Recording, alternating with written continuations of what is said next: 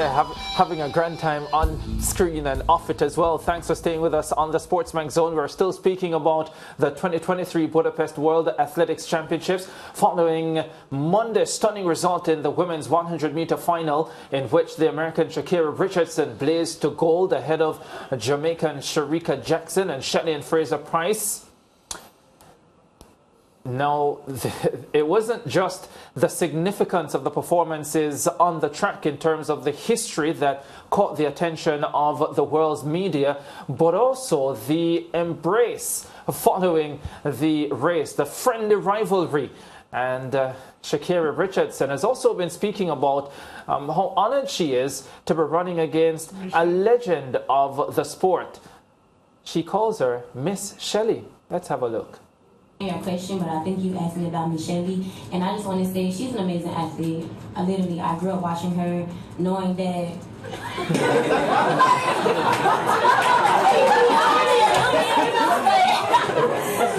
Not seriously, just saying that, like, but just.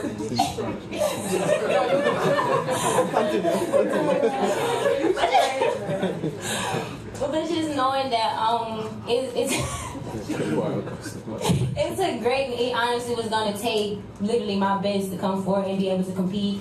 Knowing that she's been doing this and can continue to be on the podium every single time shows me that I have a journey. I have something to do. I have more to do. Like she said, what makes this sport or what makes it so fun or interesting is the fact that you can always do more. There's always so much more that you can pull out of yourself and become better. Mr. Layton. Listen, that was probably one of the best pieces of post-race interviews I've ever seen, because Shelley, look, what Sha'Carri said is in itself intriguing, but Shelley's reaction for me is what carried all of that off, because to say that she grew up watching Shelley, there's just tells how long Shelley has been on top of the world. But it's true, she didn't say anything wrong. She's 13 years younger than Shelley is. Yeah. You know, Shelley's 36 years old, going on 37, and of course Sha'Carri's 23. That's right. But it was Shelley and Fraser Pryce's reaction and her facial expression that made me laugh.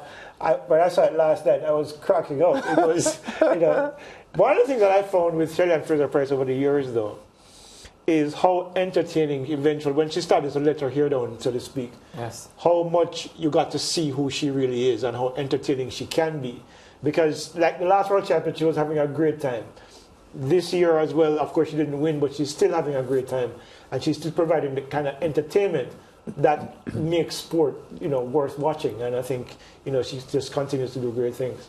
Yeah, speaking about the embrace that has caught the attention of both those in traditional media and those on social media as well, and I've seen parallels drawn to the Tokyo Olympic Games when Elaine Thompson Hero won, and the embrace initially at least did not seem as warm, and that there was a certain warmth about how Sha'Carri was embraced by both Jamaicans in the final after winning. What do you make of it all? Is it much ado about nothing? Yeah, look, one of the things that I've always complained about was our athletes these days are really too nice to each other. But it's nice, look, in circumstances like these, you lose graciously, because, you know, the Jamaicans were favorites. Sha'Carri came through and so it was expected, or could have been expected, that there was some kind of tension and hostility, which is normal. I mean, remember, you know, when Donovan Bailey and, of course, you know, Maurice Green and these guys used to face off, it was a lot of tension there. That actually drove the interest in the sport. Yeah. But it's nice to see that there's, you know, the perception is that sometimes these athletes are hostile to each other. But what Holloway said when he went to embrace Broadbell. Yeah. He said that people think we often hate each other, but we're all brethren, we're all brothers here. And I think that has been more of what we are seeing these days. So we're thinking that there are rivalries, there's tension, but in most of these instances, there isn't anymore. You know, and it's a good thing. I just prefer sometimes when there's a little bit of tension because it drives the interest, you know, and a little bit of the revenge idea about beating somebody, you know, from another country. But you know, if it works for them, it's fine by me. As my wife tends to say, you know, if them like it, me love it.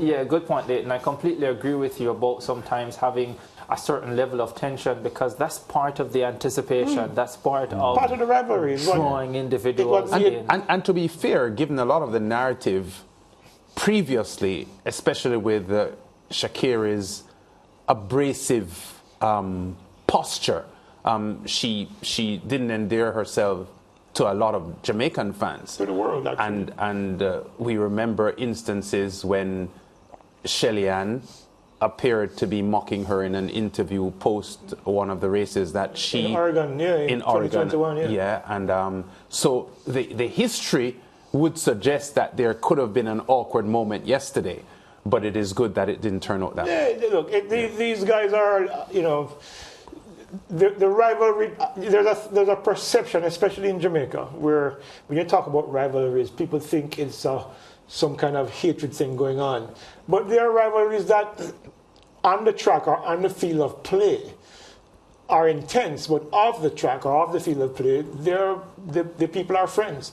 It's not like Miami and New York and NBA a few years back when they used to war literally every time they went on the court. Yeah. You know, but the reality is that off the court, and we've seen it over the years. Yeah. A lot of times when you see athletes come to Jamaica, for example, for like the Racers Grand Prix or the Jamaica, the now defunct Jamaica International Invitational, they are usually good friends off the track, and because they see each other very often on the circuit. They develop friendships. They have common interests and common goals. Yep. So it's natural that they become friends. You know. So I mean, I think both of you can speak to. You have friends from other countries across the world. Because we're all sports journalists and we get along fine. Yeah, I guess one of the best examples of that too, if we go way back, would have been the world heavyweight clashes between Muhammad Ali and Joe Fraser. Yeah. Because they appeared publicly to hate each other, but they had a lot of private meetings about how they would present themselves to the world, and they had a lot of respect for each other. But when you saw them speak publicly about each other, it appeared as if they hated each other. But they fought 3 times and made a lot of money for each other. And Muhammad Ali and Joe Fraser will go down as one of the greatest rivalries in World Heavyweight Championship boxing. I think it was Herb McKinley. Was it Remigino? With McKinley, they were good friends off the track, but on the track they were the fiercest of rivals. Yeah, Lindy Remigino. There's another point I want to take up with you quickly, Leighton. So the Americans are back on top in both the men's and the women's 100 meters, winning both events for the first time since 2017 when Gatlin and the late Tory Bowie won those titles. Sha'Carri Richardson, Noah Lyles, who is better placed, do you think, to become the face of track and field, to become the driving force for this sport, a force that the sport has been missing since the retirement of Usain Bolt? Oh, that's hard pick because both of them have similar personalities. They're brash, they're bold, they say things that generate media coverage. Knowing the world and how the world functions is probably going to be Noah Lyles, but it could also be Sha'Carri Richardson. No, I'm going to explain why. Yeah. We live in a world that has a patriarchal skew. Males athletes tend to generate a lot more interest and a lot more revenue than females. However, what we've seen in the last few years, before she even won anything, Sha'Carri Richardson went from virtually nobody on social media to having over 2 million followers. And she generates a lot of conversation away from the track. When you follow the social media groups in track and field, 90% of those conversations surround Sha'Carri Richardson. Yes. So it could be one or the other. The thing is, based on how I see how the world turns, normally it usually skews towards the males, which is unfortunate because I had a similar conversation with a friend a couple of years ago when Usain Bolt was on top of the world, when Shelley and Fraser Pryce was replicating virtually everything he did in 100 meters, including missing out on a medal in 2011. Except breaking the world record. Yeah, except breaking the world record. But the reality is that what she accomplished in that period was similar to what he accomplished on the track. notwithstanding the world record, but then Bolt got virtually all of the coverage and she barely got any. Yeah. She only started to get that coverage after Bolt retired in 2017. But so it's a similar case here. But I think what the United States has now in terms of their track and field program, USATS has an opportunity, CF has an opportunity to use these two faces because they both represent the best in the world right now. And both of them have the personality that will generate the kind of interest that will perhaps bring fans back to the sport and probably coalesce around, American track and field, because when you look at the reality is that track is big in the world. We have 10 seconds. I know we have 10. I just want to be clear though. So is Sha'Carri the best in the world, or she was just the best on that day? She's the best in the world because that's the world title. That's what the world title tells you. Yeah. She's 1065. She's the world champion. She's lost once this year, and she's tied for the fastest time in the world. Let's be honest, she probably didn't even go at 100%. So at the moment, you have to give her that title. We're out of time. I have to say though, before we go, that I think Sha'Carri Richardson has changed the game. I understand what Leighton has said about men usually getting pride of place, but I think we have seen in the last two global championships at least that the women's event, the women's 100 meters, has been significantly more anticipated than the men's event. A part of that is Sha'Carri. I think she's a massive game changer, and that will only continue for some time to come. Remember, the World Athletics Championships on the SportsMax app in 15 territories across the region.